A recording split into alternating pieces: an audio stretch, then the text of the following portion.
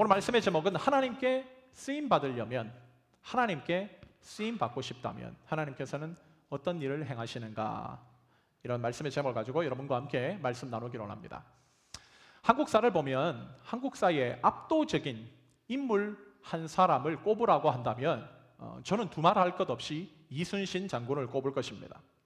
임진왜란이 일어나기 전 1592년에 전라 자수사로 부임한 이순신 장군, 조정에서 아무런 도움도 주지 않는 상황에서 불과 1년 2개월 만에 세계 조총의 절반을 가지고 있다고 평가받은 일본 왜군을 맞이하여 압도적인 전력차를 극복하고 23번의 세전에서 무려 23번 모두 승리한, 어떻게 보면 백전백승의 신화, 그것이 바로 우리 민족이 자랑하는 이순신 장군의 업적입니다.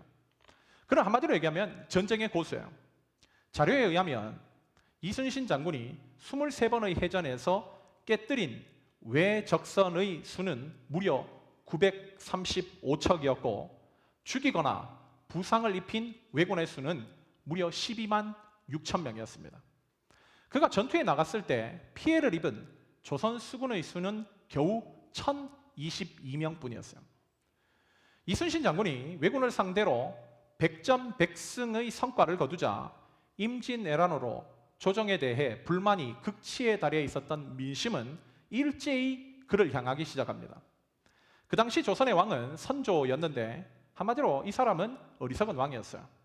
그는 무능하고 의심 많고 거기에 심지어 질투심까지 많은, 안 좋은 것은 삼박자로 다 갖추고 있었던 왕이었습니다. 그는 자기가 나라를 망쳐놓고 민심이 전쟁 영웅 이순신에게로 향한다고 전쟁 영웅을 전장에서 순식간에 파직시키고 한양으로 압송하여 그를 고문하며 백의종군하게까지 만들어요. 그리고 선조 휘하의 조정 대신들은 이순신을 파직시킨 뒤 그 자리에 머리는 아둔한데 기백만 강한 원군을 앉혀놓고 일본군을 상대하게 합니다. 1597년 부산 앞바다에서 원균이 이끄는 조선 승군은 일본군에 의해서 한마디로 처참하게 박살납니다. 그것이 바로 임진왜란에서 유일하게 조선 수군이 패한 7천량 해전입니다. 이로 인해서 원균은 전장에서 즉사하고 조선 수군의 거북선을 포함한 무려 288척의 배가 격침되고 거의 조선 수군 전체가 몰살당하고 말아요. 이 모든 것은 이순신이 그동안 노력하고 수고하고 땀 흘려 만들어 놓은 조선 수군의 핵심 전력이었습니다. 이것은 무능한 임금과 무능한 장수에 의해서 다 사라지고 말아버린 것이죠. 이제 조선 수군이 가지고 있는 남은 배는 고작 12척입니다. 이에 선조는 자신이 백의종군하라고 시킨 이순신을 다시 불러 삼도 수군 통제사로 임명합니다. 그리고 선조는 이제 너에게 함선이 12척밖에 남아있지 않으니 바다를 버리고 육지전을 하고 있는 권율 장군과 합쳐서 일본군을 상대하여 싸우라고 명령해요. 그때 이순신 장군이 선조에게 남긴 말이 유명한 말입니다. 바로 미신불사 삼유십이. 해석하자면 미천한 신은 아직 죽지 않았고 소실에게는 아직 12척의 배가 남아 있습니다. 이런 말이에요. 이순신은 선조가 하찮게 여긴 12척의 함척만을 가지고 마치 영화 300에서 나오는 즉 스파르타 군대처럼 전라도 해남 진도 앞바다의 울돌목이라는 곳에서 해로를 맞고 필생즉사 필사즉생, 살고자 하면 죽을 것이요 죽고자 하면 살 것이라는 접번으로 무려 133척의 외선을 한마디로 격파시키고 맙니다. 이것이 바로 여러분들도 잘 알고 있는 명량해전입니다. 이것은 세계 해전사에 유례가 없는 일이로 지금도 우리가 아닌 서양에서 세계 3대 해전으로 뽑고 있는 해전이에요. 그래서 후대 사람들은 그를 전쟁의 신, 전쟁의 고수라고까지 부릅니다. 저는 이순신 장군의 이야기를 들을 때마다 한 사람의 역할이 얼마나 큰가, 좀 더 나가서 고수가 가지고 있는 힘은 어디까지인가 라는 것을 생각하게 됩니다. 여러분, 고수가 뭡니까? 바로 어떤 분야에서 달인의 경지에 오른 사람을 우리가 고수라고 얘기하지 않나요? 그런 사람들은 일반인들이 만들어 놓은 위기에 등장하여서 판세를 바꾸어 버립니다. 바둑에서도 고수들은 수를 다 읽고 판에 들어와서 승기를 잡아버리는 사람이에요. 이순신과 같은 인물, 모두 다 끝이다, 망했다, 희망이 없다고 판단될 때 혜성과 같이 등장하여 그 판을 뒤집어 버리는 사람, 위기의 조선 반도와 백성들을 구한 사람, 그래서 그 사람이 위대하고 더욱더 존경스러운 것이죠. 요즘과 같은 세상을 보면 저는 고수들이 참으로 그립습니다. 그러나 우리 그리스도인들에게는 변함없는 고수가 계세요. 그것은 바로 사람을 변화시키는데 달인으로 불리시는 고수이신 바로 우리 하나님이십니다. 성경을 보면 그 어떤 인간도 하나님의 손에 닿으면 변화되어 새 사람이 되고 능력의 종이 되지 않은 사람이 없어요. 성경을 보십시오. 사기꾼 야곱, 살인자 모세, 가정 파탄범 다윗, 무고한 사람을 잡아서 한마디로 협박하고 살해하기까지 한 용의자 바울 등 그 어떤 인간도 사람을 개조시키는 데에 고수이신 하나님의 손에 의해서 변화되지 않은 사람이 없습니다. 그러기에 우리 인생도 진정한 변화를 원한다면 하나님의 손 앞으로 나아가기만 하면 된다는 거야. 그때 우리의 인생은 우리의 인생 바꾸기의 고수이신 하나님의 손에 의해서 판도가 바뀌어지고 새 삶을 영위하는 축복된 삶이 펼쳐질 수 있다는 거, 이것을 우리가 한번 생각해 볼 수 있지 않나 싶습니다. 오늘 우리가 읽은 본문은 하나님의 손에 의해서 다듬어지고 변화되어져 하나님의 사역에 크게 쓰임받았던 한 사람을 이야기를 다루고 있어요. 그것은 바로 여러분들이 너무나 잘 알고 있는 요셉이라는 사람입니다. 많은 그리스도인들이 요셉을 좋아해요. 자신이 가장 좋아하는 신앙의 인물을 뽑으라고 한다면 요셉은 빠지지 않고 등장할 것입니다. 그를 얼마나 좋아하면 자식의 이름이나 아니면 미국에 와서 자신의 영어 이름을 조셉이라고 지을 정도로 사람들이 좋아할까요? 많은 그리스도인들에게 대해, 즉 요셉에 대한 평가를 물으면 대체로 긍정적입니다. 구약 전체를 통틀어서 몇 안 되는 신앙의 훌륭한 인물이고 어떠한 유혹 속에서도 절대 흔들리지 않는 불굴의 신앙 정신과 이집트 총리까지 오른 입지적 인물이라고 생각하고 있기 때문입니다. 그러나 오늘 본문인 요셉의 이야기가 시작되고 있는 창세기 37장의 내용을 주목해보면 그는 처음부터 완벽한 인간이 아니었습니다. 어쩌면 우리보다도 더 형편없는 삶을 살았던 사람이고 하나님의 사명을 감당하기에는 턱없이 부족한 인물임을 발견하게 된다는 거예요. 오늘 본문 2절을 보면 오늘 본문이 요셉이 17세 때에 일어난 일임을 밝혀주고 있어요. 일반적으로 17세의 나이라고 한다면 한국 나이로 18세의 나이인데 이 정도면 사리 분별도 할 수 있고 어느 정도 철도 들었고 거의 청년이나 마찬가지의 나이입니다. 그런데 오늘 본문을 주목해보면 요셉은 이런 나이였음에도 불구하고 세 가지 점에서 문제가 있었던 사람임을 오늘 본문이 밝혀주고 있어요. 그 첫 번째로 우리가 아는 요셉은 고자질쟁이였다는 것입니다. 특별히 2절에서 형들의 잘못을 아버지께 말하였더라. 특별히 여기 말하다라는 히브리 동사가 즉 미완료로 기록되어 있습니다. 히브리어에서 미완료는 지속적인 반복을 의미하는 바, 형들이 뭐만 하면 실수이든 잘못이든 어떠한 경우에도 아버지께 계속 일러 바치는 사람이 요셉이었다는 거야. 보통 형제들이 많은 집안에서는요, 형제들끼리 서로 싸움질을 한다 할지라도 서로가 서로를 싸고 돕니다. 그런데 요셉은 그러지 않았다는 거야. 뭐만 꼬투리 잡히면 아버지께 고자질하는 철부지, 그게 바로 요셉이었습니다. 둘째로 오늘 본문 3절을 보면 요셉은 야곱이 노년에 가장 자신이 사랑하던 라헬로부터 얻은 첫 번째 아들이에요. 얼마나 애지중지한 아들입니까? 그랬기에 그를 위해서 야곱은 채색옷을 지어서 입혀줬다라고 얘기해요. 여기서 채색옷으로 번역된 히브리어 케토네트 파심은 손목에서부터 발목까지 닿을 정도로 치렁치렁 늘어진 옷을 얘기합니다. 대체적으로 사람에게는 옷단이 있고 발목에도 바짓단이 있는데 이 바짓단이 보이지 않을 정도로 긴 게 케토네트 파심이에요. 노동자들은 일반적으로 일을 해야 하기에 당시에 손매가 짧고 바짓단이 짧은 옷을 입었습니다. 그런데 이렇게 손목부터 발목까지 치렁치렁 늘어진 옷은 누가 입는가? 바로 당시 노예들을 관리하던 관리인들이 입는 옷이에요. 즉 야곱이 자신이 사랑하는 요셉에게 케토네트 파심을 입혔다고 하는 것은 네가 이제부터 형들의 관리인이 되어서 형들을 관리하라는 의미로 이 옷을 줬다는 것입니다. 보통 17세의 청소년이라면 형제들이 많은 집안에서 아버지가 이 옷을 줬다면 여러분 받아서 입을까요? 입지 않습니다. 이 옷을 받아 입을 경우 형들로부터 어떠한 욕을 듣을지 모르고 또한 형들로부터 한마디로 맞을 수도 있고 따돌림 당할 수도 있는, 한마디로 굉장히 어떻게 보면은 이 옷을 입는다는 것은 어리석은 선택이라고 생각을 하죠.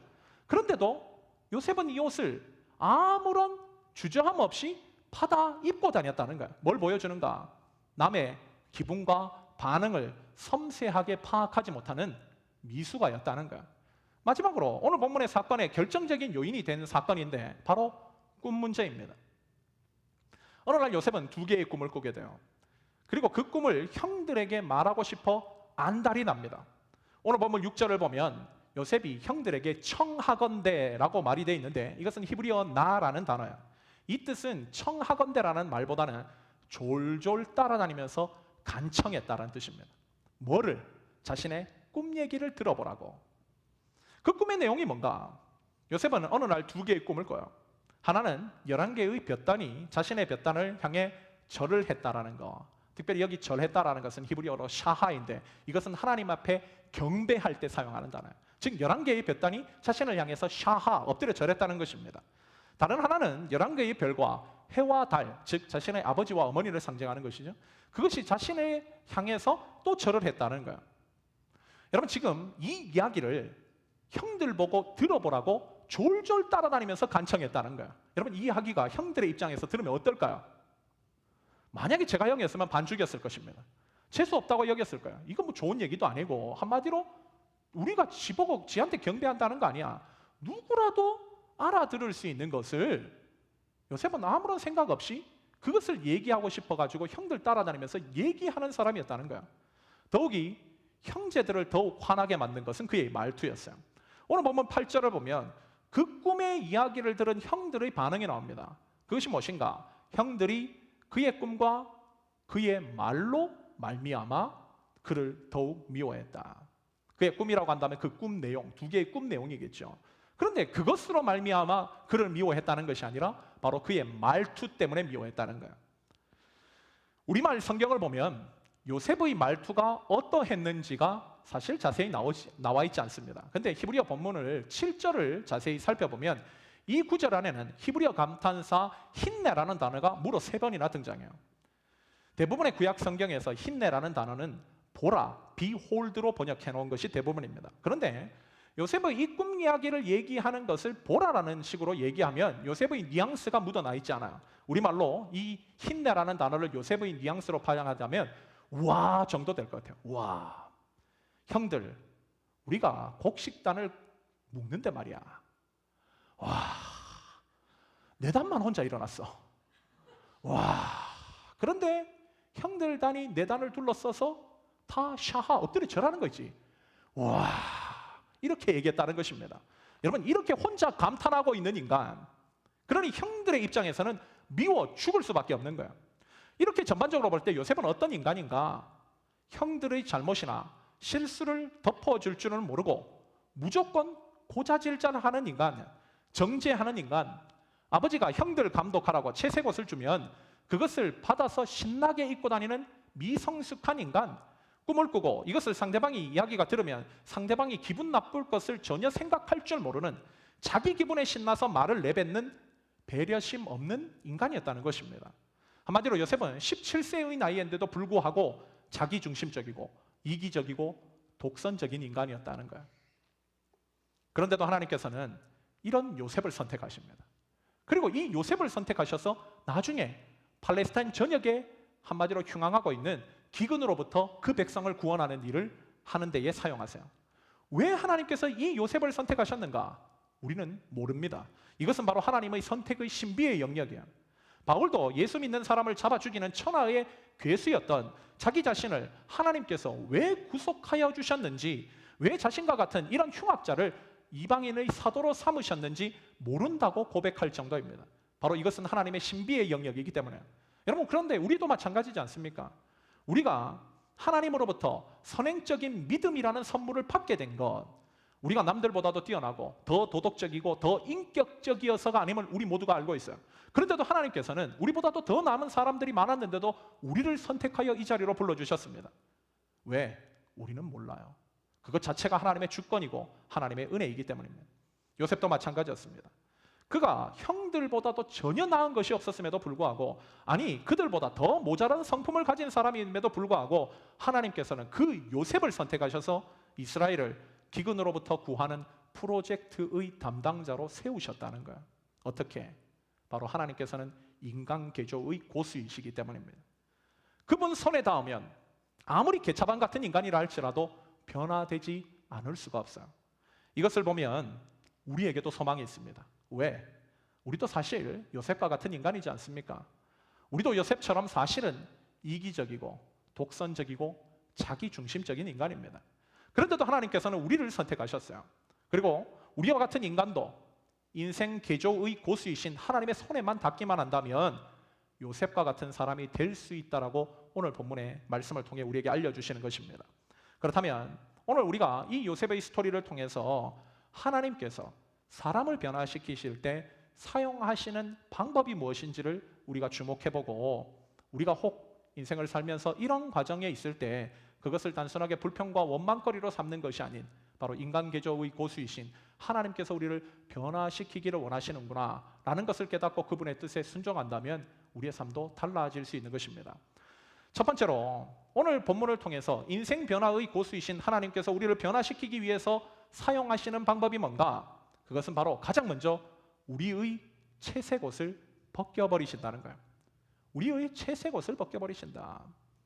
이 채색옷은 우리의 옛 성품, 옛 자아, 나의 표면에 장착되어 있는 외형이라고 얘기할 수 있을 것 같아요. 이것이 완전히 벗겨질 때 우리는 우리 자신을 알게 됩니다. 그리고 하나님의 체류가 그때부터 시작된다는 거예요. 오늘 본문 12절부터를 보면 우리가 읽지는 않았지만 본문의 분위기가 전환되어 새로운 막이 시작되고 있음을 알게 돼요. 특별히 야곱은 목축업을 하는 사람입니다. 그러기에 양들은 풀을 먹어야 되고 목자들은 양들을 이끌어 풀이 있는 곳으로 인도하기 마련이에요. 본문 12절을 보면 야곱의 아들들은 양떼들에게 풀을 먹이기 위해서 세겜이라는 곳까지 갔음을 알려줍니다. 그런데 이 세겜이라는 곳이 어떤 곳인가? 창세기 34장을 보면 야곱의 딸 디나가 세겜의 족장 하몰의 아들에게 성폭행을 당한 곳이에요. 강간당한 곳입니다. 그리고 이 사실에 화가 난 그의 오빠였던 레위와 시므온이 그 사람들에게 할례를 하라고 속이고 그 지역 일대에 있는 남자들을 도륙한 곳입니다. 이 사실을 알고 야곱이 야반도주하여 도망 나온 곳이에요. 아비된 야곱의 입장에서 자신의 아들들이 자신의 양떼를 데리고 세겜으로 갔다고 하면 걱정이 되지 않을 수가 있겠습니까? 엄청 걱정이 되겠죠. 그때 요셉은 뭘 하고 있었는가? 한마디로 집에서 띵가띵가 놀고 있습니다. 한마디로 채색 옷을 입고 귀공자의 삶을 살고 있는 거예요. 그런데 야곱은 어쩐 일인지 자신의 아들들이 걱정된 나머지 자신의 귀한 아들, 집에서 놀라고 한 요셉을 시켜서 세겜까지 가 한마디로 형들의 안부를 확인하고 돌아오라는 심부름을 시켜요. 지금 야곱이 있는 곳은 헤브론 골짜기입니다. 그리고 형들이 있는 곳은 세겜이라는 곳이요. 이곳은 직선거리로 약 100km, 마일로 따지면 62마일의 거리입니다. 사람이 걸어서는 도보로 3일 길 이상은 가야 도달할 수 있는 거래요. 요셉에게 있어서는 한 가지 우리가 본받을 중요한 특징이 있는데요. 그것이 뭔가? 바로 그는 아버지의 말이라면 절대적으로 순종해요. 100km, 여러분 아버지가 시키면 여기 갈 사람 있습니까? 그것도 걸어가야 되는데. 근데 야곱은 한마디 이의를 제기하지 않고 아버지의 명령에 따라 세겜으로 갑니다. 그리고 15절 말씀 이하를 보면 요셉이 100km나 떨어진 세겜에 도착하지만 그곳에서 형들을 못 찾아요. 그리고 한 행인의 도움을 받아 도단이라는 곳에 형들이 있다라는 정보를 얻게 됩니다. 그리고 요셉은 형들에게 가는데 오늘 성경은 특별히 요셉이 형들을 먼저 알아본 것이 아닌 형들이 요셉을 먼저 알아봤다라고 기록하고 있어요. 그리고 형제들은 자신들에게로 오고 있는 요셉을 보고 반가워하고 기뻐한 것이 아닌 18절을 보면 죽이기를 꾀하였다라고 얘기합니다. 여기 형제들이 요셉을 죽이자에 사용된 히브리어 하락이라는 단어는 갈기갈기 찢자, 사륙하자라는 의미예요. 형제들이 그동안 가지고 있었던 요셉에 대한 분노가 얼마나 크고 살벌했는지를 가늠하게 해주는 단어인 것이죠. 지금 요셉은 그 사실도 모르고 형들에게로 오고 있어요. 그때 장남 르우벤은 그 형제들의 살해 위협에 제동을 겁니다. 즉 죽이지는 말고 구덩이에 던져놓고 혼줄만 내주고 데리고 가자라는 것이었습니다. 르우벤의 이 말은 어떻게 보면 의로워 보이지만 나중에 요셉이 미디안 상인에 팔려갈 때 르우벤은 그 자리에 없습니다. 이스라엘 가보면 알지만 이스라엘은 모든 곳이 다 한눈에 들어올 수 있는 한마디로 지리적 구조예요. 그러기에 르우벤이 그 자리에 없었다 할지라도 르우벤은 어디서든 지금 형제들이 뭘 하고 있는지 멀리서도 볼 수 있어요. 이 말은 뭐냐면 르우벤이 말은 장남으로서 이렇게 했지만 요셉에 대한 분노가 있었기에 형제들이 미디안의 상인으로 요셉을 팔 때 자기는 개입하지 않고 눈 감았다는 것을 의미합니다. 한마디로 그 역시도 요셉에 대한 분노심을 지울 수 없었다는 거예요. 좌우간 죽이지 말자라는 르우벤 의견에 동조한 형제들은 요셉을 잡고 제일 먼저 그의 채색 옷부터 벗겼습니다. 특별히 여기 벗겼다는 히브리어의 원뜻은 벌거 벗겼다는 거예요. 그냥 옷만 벗기고 속옷바람에 집어넣은 것이 아니라 그를 벌거 벗겨놓고 알몸임 상태로 구덩이에 던져버렸다는 거예요. 여러분 한번 상상해 보십시오. 지금 벌거 벗겨진 채 구덩이에 던져져 있는 요셉. 요셉의 입장에서 이것이 익숙한 상황입니까? 자기는 집에서 채색옷을 입고 귀공자처럼 한마디로 관리인이 되라고 아버지의 사랑을 듬뿍 받으며 편하게 지냈는데 지금 벌거 벗겨진 채 구덩이에 던져져 있는 이 상황, 그의 입장에서 얼마나 두렵고 무서웠을까요? 그러나 더 충격적인 것은 성경 전체를 통해서 보면 하나님께서 요셉이 이렇게 될 때 동안 그의 삶에, 그의 형제들의 어떠한 이 행동에 개입하신 흔적이 없다는 거예요. 하나님께서는 요셉을 도우실 수 있죠. 하나님께서는 팔레스타인 기근으로부터 그를 이집트에서, 즉 총리로 삼아서 이스라엘 백성들을 구원할 구원자로 그를 이미 선정하고 계획해 놓고 계십니다. 그러기에 요셉을 도와주실 수도 있고 구해주실 수도 있고 그 형들의 지금 살해 위협에 막아주실 수도 있어요. 그럼에도 이 상황에 하나님의 개입함 없이 이 상황은 그대로 흘러갑니다. 왜? 인생 개조의 고수이신 하나님 입장에서는 이 일이 요셉에게 있어서 반드시 필요한 과정이었기 때문에. 지난번에도 얘기했지만 신앙이란 자기를 알고 하나님을 아는 것입니다. 자기를 알고 하나님을 아는 것. 그저 하나님을 믿는 것이 아니라 자기를 아는 사람이 하나님을 바르게 믿을 수 있다는 거야. 특별히 창세기 4장에서 셋의 가족들이 자신의 아들을 낳고 즉 하나님 앞에 예배를 드리기 시작했다라는 구절이 있습니다. 자신의 아들을 낳고 이름을 뭐라고 했는가? 아까 명아리가 얘기했듯이 에노스라고 이름을 붙였어요. 에노스라는 이름의 뜻이 뭔가? 죽을 수밖에 없는 존재라는 거야.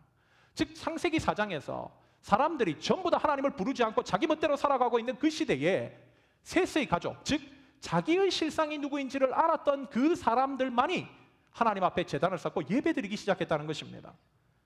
그러기에 하나님께서는 우리를 변화시키기 위해서, 우리를 변화시켜 자기의 하나님의 당신의 삶을, 당신의 일을, 당신의 사명을 감당하는 당신의 일꾼으로 삼으시기 위해서 자기 자신을 보게 하는, 자기 실상을 보게 하는 그 일을 선행하신다는 거예요. 왜? 이것이 벗겨져야 자신이 얼마나 연약하고 얼마나 비참한 존재인지 자기의 실상을 볼 수 있기 때문에. 그래서 하나님께서는 이런 과정을 허용하셔서라도 자신의 내면을 보게 하시는 분이라는 거예요. 사람들은 예나 지금이나 외형에 관심이 많습니다. 바로 외형에 관심을 가지고 있는 것을 가장 대표적으로 보여주는 것이 바로 옷이지 않나 싶어요.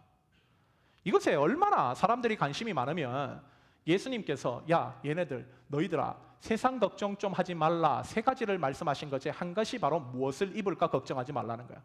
두 가지는 이해됩니다. 무엇을 마실까 먹을까 생존에 필수적인 것이기 때문에. 근데 하나님께서 세상 걱정하지 말라고 하신 것 가운데 카테고리로 얘기하신 게 뭔가? 바로 무엇을 입을까 하는 것에 대한 걱정을 하지 말라는 거야.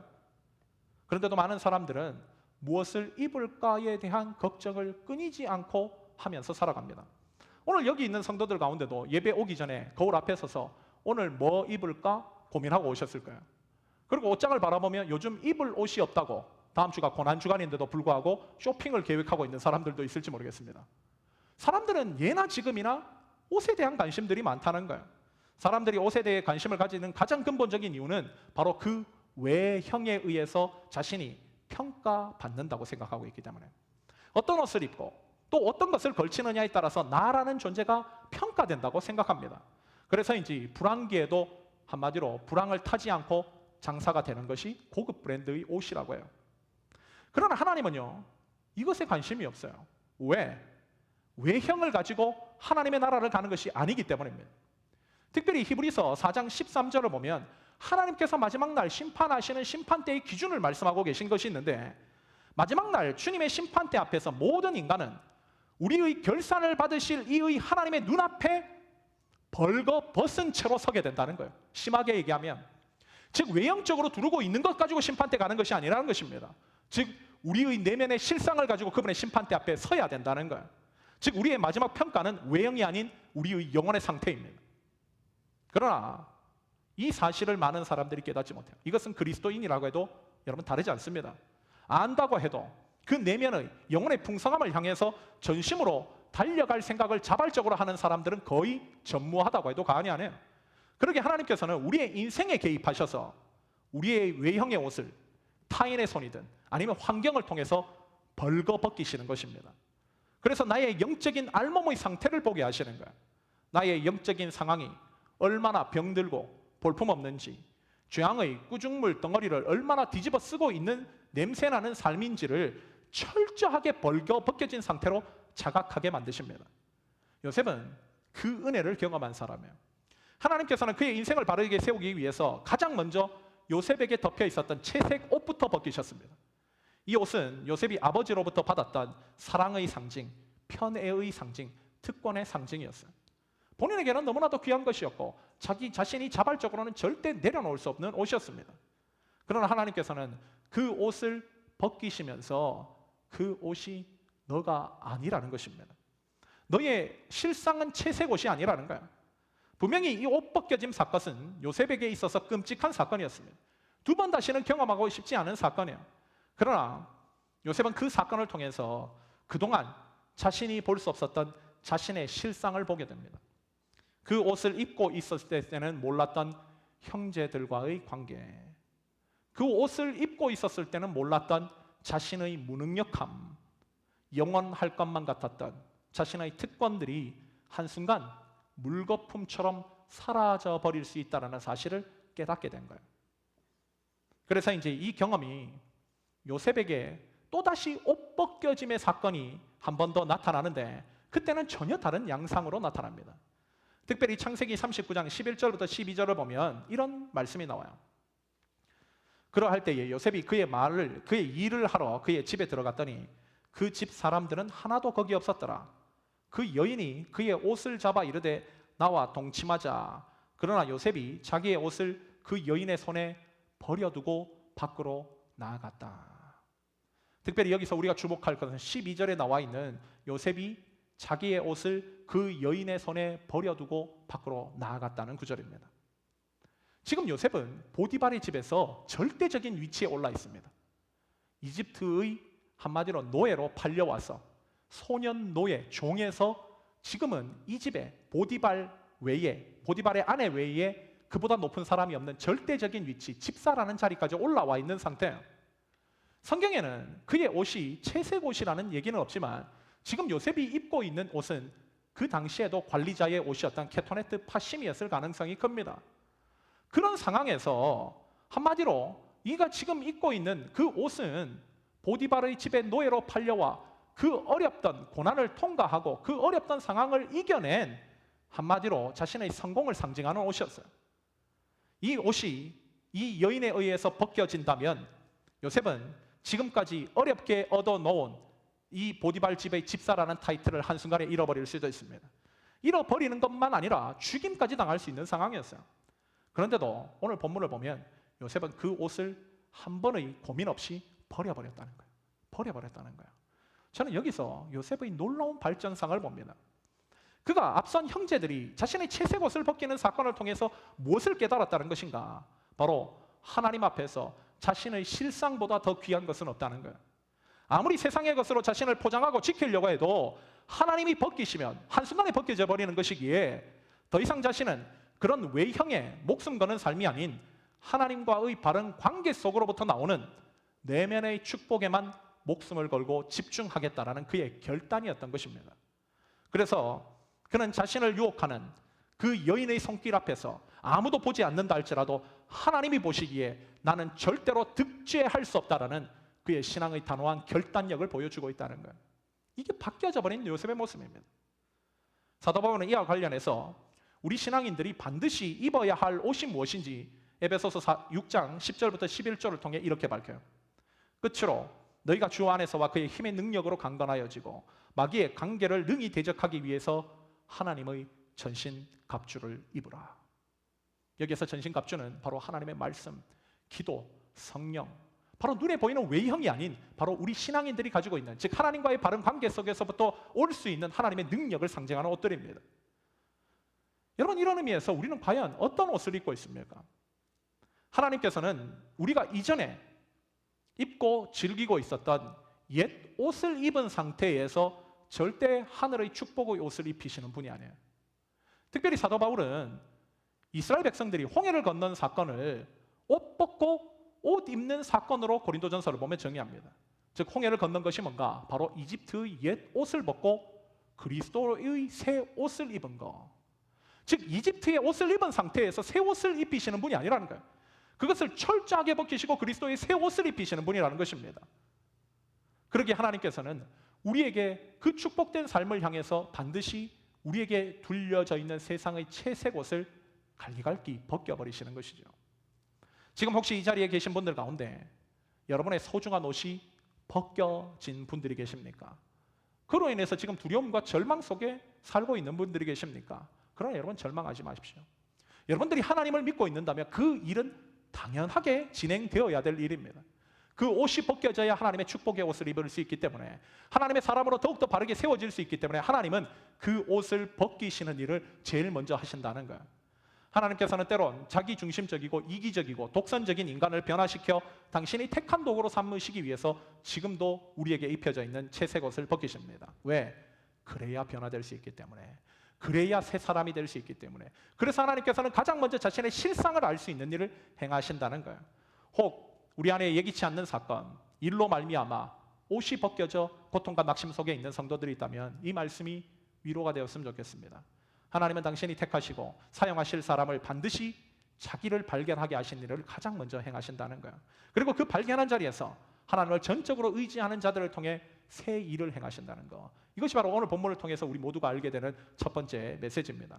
둘째로, 오늘 본문을 통해서 우리는 인생의 변화시키는 고수이신 하나님께서 우리를 변화시키기 위해서 우리를 인생의 구덩이에 던지시는 일도 행하신다는 거예요. 구덩이에 던지신다. 여러분, 이것이 바로 하나님이라고 여러분 생각이나 했었던 일입니까? 근데 하나님은 우리를 인생의 구덩이에 던지신다는 거예요. 여기 구덩이라고 하는 것은 원치 않는 삶의 자리, 종의 자리, 낮아지는 자리라고 또 표현할 수 있을 것입니다.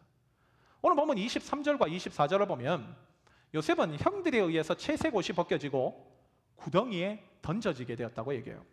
여기 구덩이라고 번역된 히브리어는 뽀르라는 단어로 물이 괭 곳, 우물이라는 뜻입니다. 물이 귀한 팔레스타인 지방에서는 빗물을 저장하기 위해서 이 구덩이를 파요. 저도 성지순례를 통해서 봤는데 입구는 좁고 한마디로 안은 굉장히 넓은 구조입니다.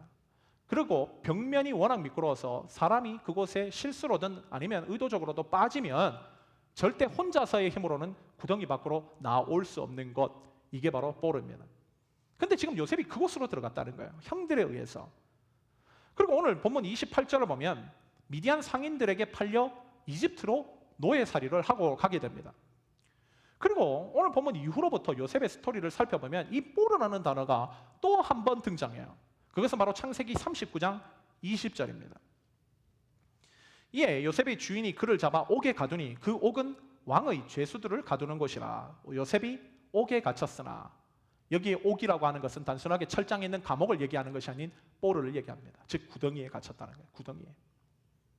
의도적으로 뽀르나는 단어를 계속 쓰고 있는 것이죠.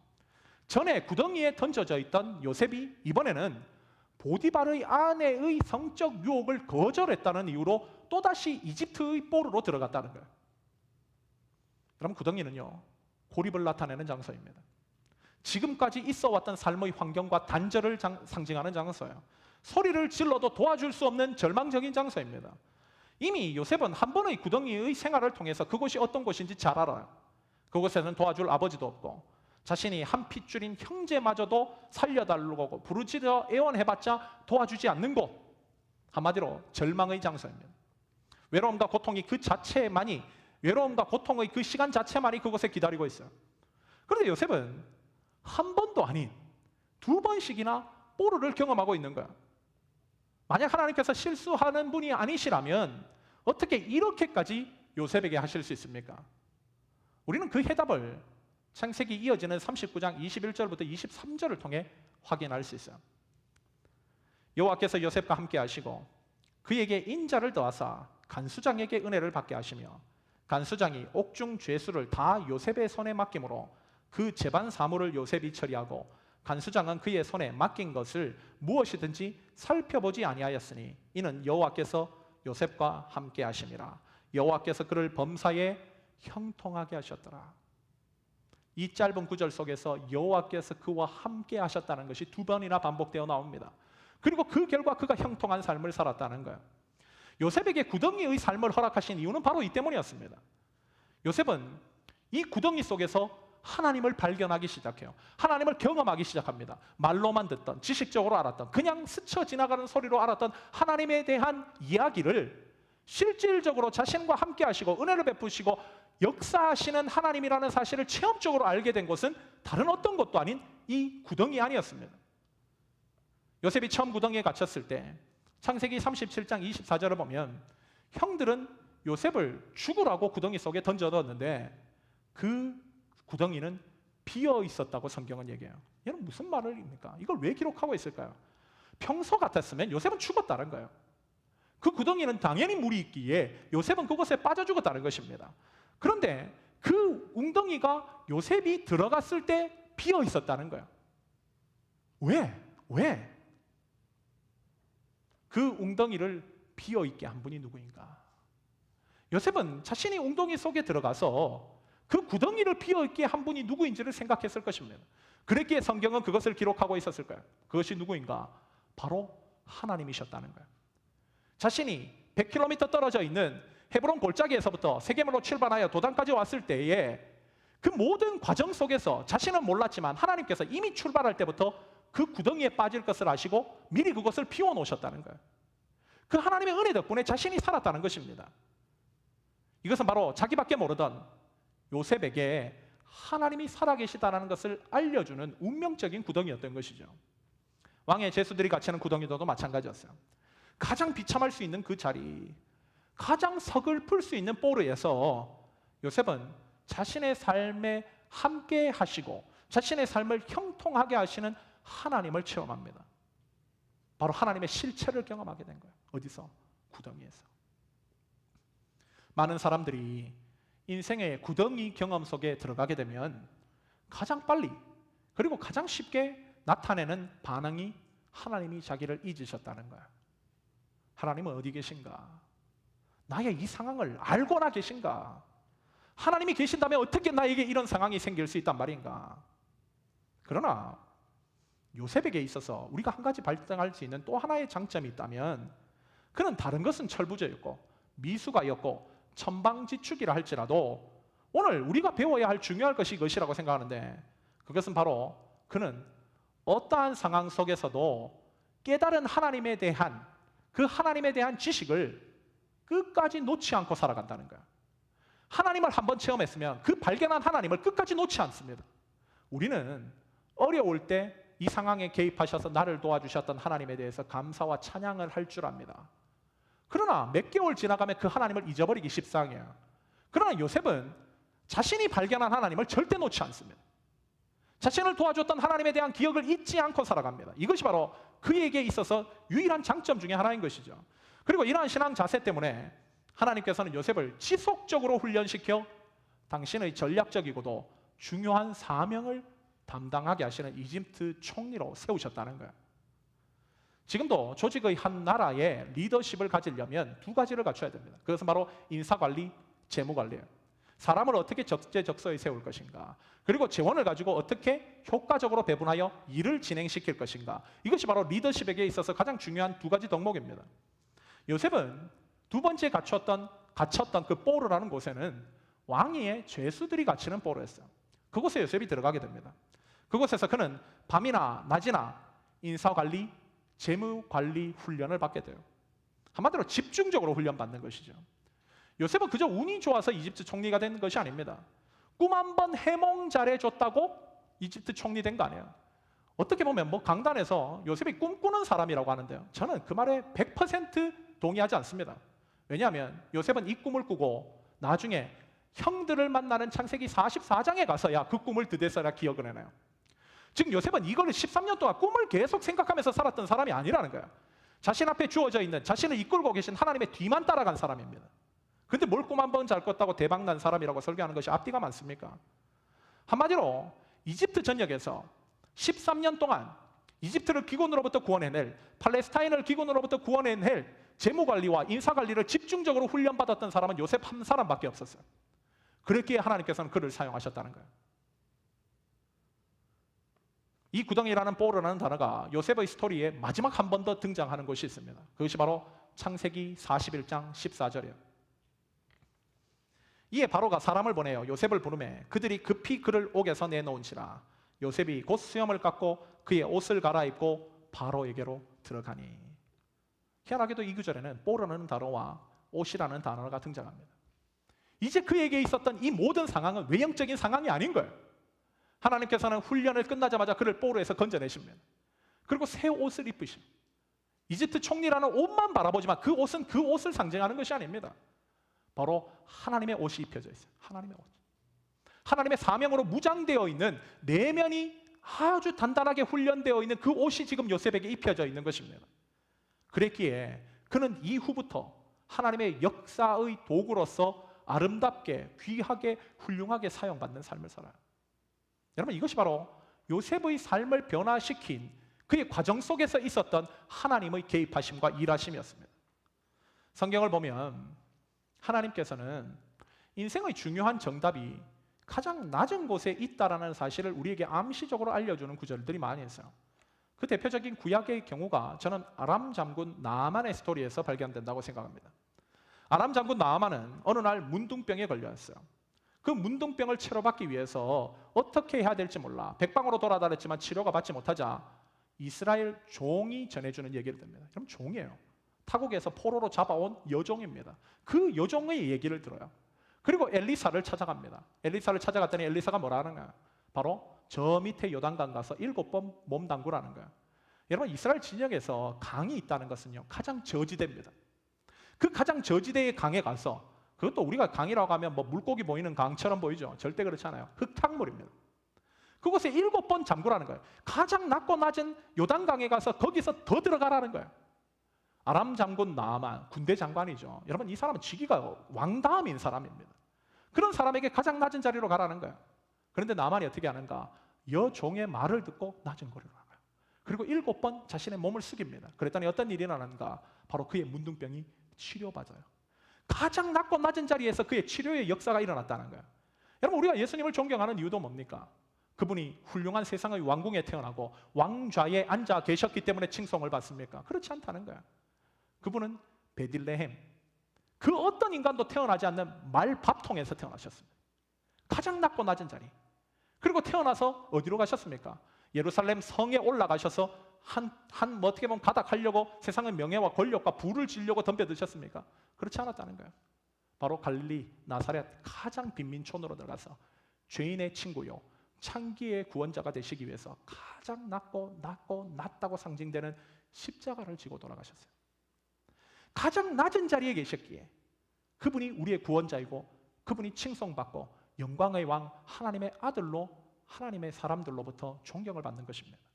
즉, 그 주님을 만나기 위해서 갈 수 있는 자리가 뭔가? 바로 가장 낮은 자리예요. 가장 낮은 자리. 하나님께서는 그 주님의 역사를 경험하시기 위해서 우리에게 때론 인생의 구덩이라고 하는 가장 낮은 자리로 우리를 던져 넣으십니다.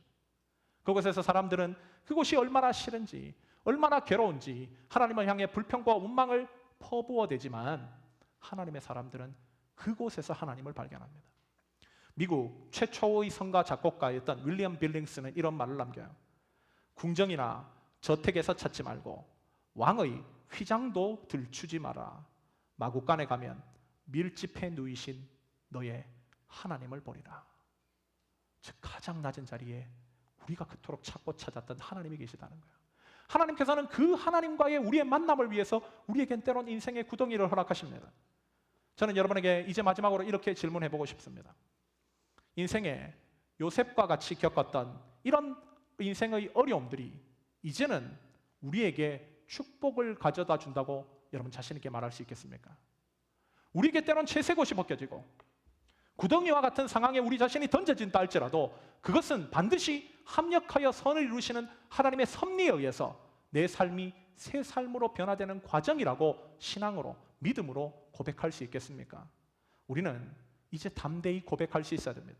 만약 우리에게 이런 상황이 닥쳐온다면 그것은 하나님께서 우리를 잊어버리신 것이 아니라 그것만이 우리의 세상의 찌든 때를 완전히 벗기시고 강력한 주님의 자녀로 세울 수 있는 기름을 아시는 인생의 개조의 고수이신 하나님의 역사라는 것입니다.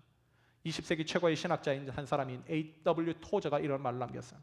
하나님이 어떤 사람에게 깊은 고통을 주시기 전까지 그 사람이 하나님으로부터 오는 큰 축복을 받을 수 있는지 나는 심히 의심스럽다. 하나님께서는 우리 인생에 큰 축복을 주시기 위해서 채색옷이 벗겨지든 아니면 인생의 구덩이를 경험하게 하십니다.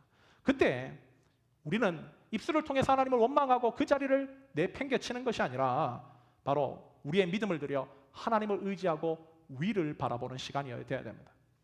특별히 구덩이라는 볼 안에 들어가면 사방이 막혀 있어요. 그곳에서 밖을 내다볼 수 있는 유일한 창구는 바로 눈을 들어 위를 바라보는 것입니다. 바로 요셉은 항상 위를 바라보는 그 훈련 속에서 하나님과의 시야가 훈련된 사람이었다는 거예요. 여러분 혹시 어렵습니까? 하나님을 바라보십시오. 하나님을 바라보는 훈련을 하도록 하나님께서 그곳으로 이끌고 계시다는 사실을 잊지 마십시오. 시편 121편, 즉 내가 산을 향하여 눈을 들리라. 그때 나는 나를 도우미신 천지를 창조하신 여호와 하나님을 보게 될 것이다.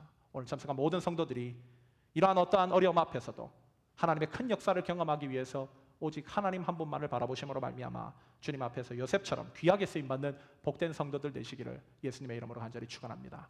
우리 다 같이 한번 기도합시다.